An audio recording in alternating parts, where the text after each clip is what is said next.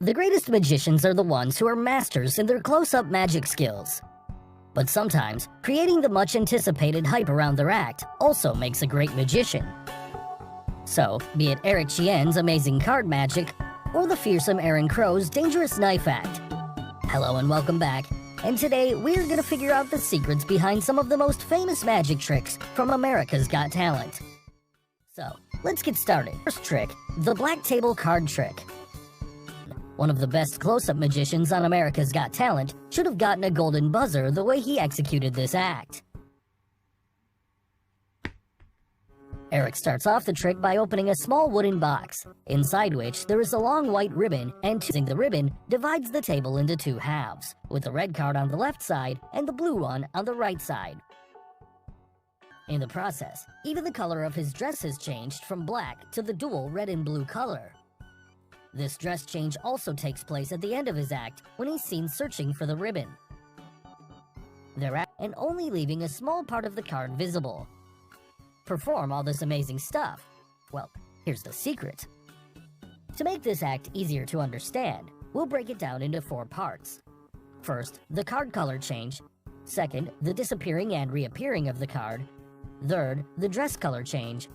And fourth, the magical appearance of the rectangular frames. Also, most of this act is skill-based and sleight of hand, which only enhances the credibility of the magician. So, the first time around, he pulls out a deck of red cards and places the cards on the left and right of the ribbon, with the cards on the right side turning blue. Here, the deck of cards you see is actually 2 sets of cards, with the red ones at the top and a few blue ones at the bottom of the deck.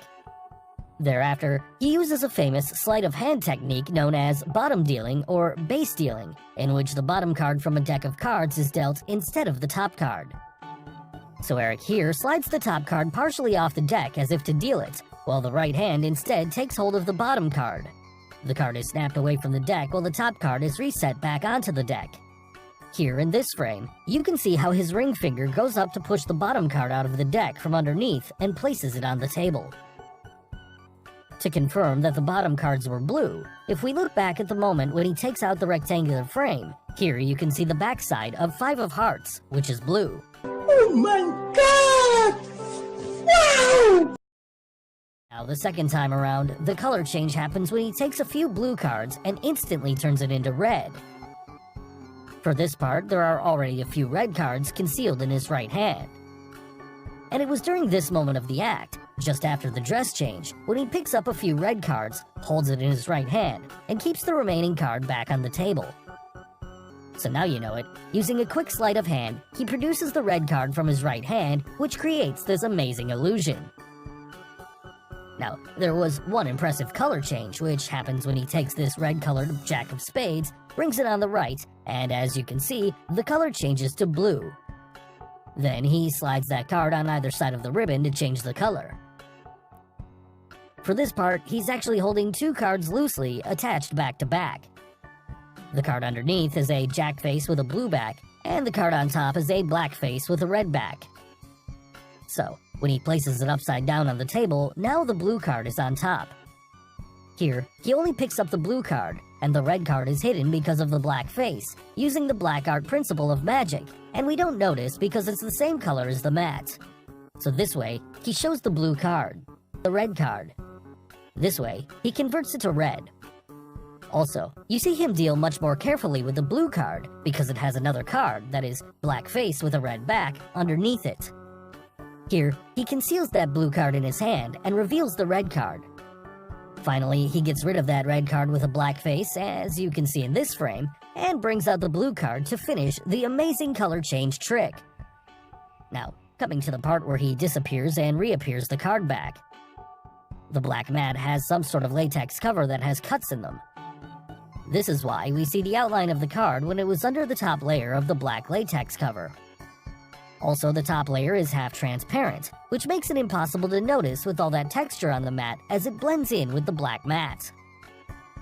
Coming to the card, it's a special card which has a cutout part and is loosely taped and held onto its exact sized black part of the card to make it look like a complete blue card. Also, the ribbon has 2 small magnets which hold and drag the black latex cover. So the card that he disappears here, he just pulls that latex cover on top of the card using the ribbon, and then pulls out that already cut out card. This creates the illusion of the card disappearing, but you know it. It's the black art magic. Finally, he places the cutout card back in its place, slides the ribbon over it to reappear back the blue card. So he used two gimmicks, black latex cover underneath his hand, and the cut pocket inside the mat where the latex cover slides into. Now, coming to the third part of the trick, how did his dress change color? Well, it's an easy one. The magician was actually wearing two additional vests on top of his black dress.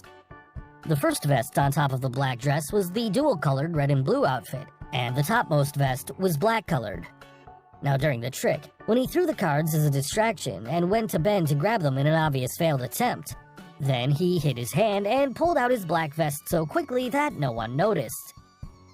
Here you can see a very small piece of black cloth in his hand for a small moment, and in this frame, some part of that red and blue vest is visible. The next time around when he changes his dress, he pretends to be looking for a ribbon that had disappeared from his face. He bent down again. In the meantime, he pulled the uniform down with his right hand, so the outfit changes from red to black. Note, only the front part of the additional costume was placed on the chest. This made it easier for him to withdraw the costume and change it quickly. Oh my god! Now, moving on to the fourth part of the reveal where he magically makes the card frames appear on the table. The card frames that appear on the table are both digitally controlled. If we slow down the video, here you can see the taped rectangular frames of the cards seemingly appear out of nowhere, and you can actually see that the image is an electronic one programmed within the black mat, because the image pops up before Eric throws the taped frame down onto the table. You can also see the blur that takes their place, and both boxes look identical. Also notice that these rectangular frames never move, even when he puts cards on them. That is, both boxes have slightly elevated edges, but they never move, even slightly. Hope it clears that up. Now, in his long performance, Eric performed a few more tricks like disappearing all the cards, and even did some great tricks with coins. Bags and knife trick. Aaron Crow, the magician known to scare the hell out of everyone, this time around performed a very dangerous knife trick. As usual, he calls his favorite judge, Howie, on stage to be his volunteer for the trick. Now, there are 4 paper bags placed on stage, and after asking Howie about his choice, he places the knife underneath the second bag with its sharp blade pointing upwards. He then randomly mixes up the position of those bags quite a few times, without Howie and anyone else noticing. Thereafter, he also tells Howie to exchange the position of the bags without him noticing. Now, Aaron tells Howie to choose which 2 boxes he should smash his hand down onto by slamming a large hammer onto a pillar. Howie gets the first 2 choices right, and now there are only 2 bags left. But this time around, he even calls Simon on stage for the most dangerous part of the trick. The trick was so hard to watch that Mel even pressed the red buzzer to stop the act. Thanks, Mel. After Howie chose the red bag on the left, Simon was about to slam his hand down when Aaron stopped him and made him smash his hand onto the other bag. The other bag was all safe, as Simon was saved by Aaron to end this terrifying act. So, how did Aaron know which bag had the knife in it? Well, before revealing the secret, if you haven't subscribed to our channel yet, make sure to subscribe and hit the bell icon so that you get instant notifications of our new video uploads. Now, let's quickly get to the secret. The first and foremost thing is that you should never try this stuff at home or anywhere else. Now, regarding the bags, Aaron is a very clever magician, and he knew which paper bag contained the knife all along. Obviously, all the paper bags look similar, but it's quite possible to make one bag stand out from the other, and this is what Aaron did. He made a unique crease on each of the paper bags before putting the knife underneath the bag. The crease could be anything which only he can see, like his fingerprints, a pattern on the bag, or something else, and is hidden away from the camera. Also, to make this act safe for the judges, Aaron relied on another method to make this act a success. Otherwise, why would the producers of the show allow such a dangerous act to take place had it gone wrong? The other way is that, if you see, while Aaron was moving the bags, he could clearly notice the weight differences in the bags. Hence, the bag with the knife would have more weight than all the other bags. So clearly, this would allow him to identify which one of the bags had the knife in it. The heavier bag theory is safer and easier, but either way, this trick works quite well. Now, some of you'd think, what if Howie stopped at the bag where the knife was? How would he cover that? Only one bag contains the sword, so when Howie hits the hammer, Aaron can either do it exact, or he can add a little delay, allowing him to move to another bag, since he already knows the bag. Also, when only 2 bags were left, it doesn't matter when Howie slams the hammer, because either the magician is going to stop Simon's hand like he did here, or he's going to smash straight down. Finally, the only thing that was sure is that Aaron was, after all, going to save Simon and impress us all. So guys, hope you got the secrets behind the most famous magic tricks from America's Got Talent. Which trick impressed you the most? The black table card trick, or the knife trick? Oh my god! Let us know in the comments below. Do like and share this video with your friends on social media. For more such amazing things, don't forget to subscribe to our channel. And finally, thanks for watching.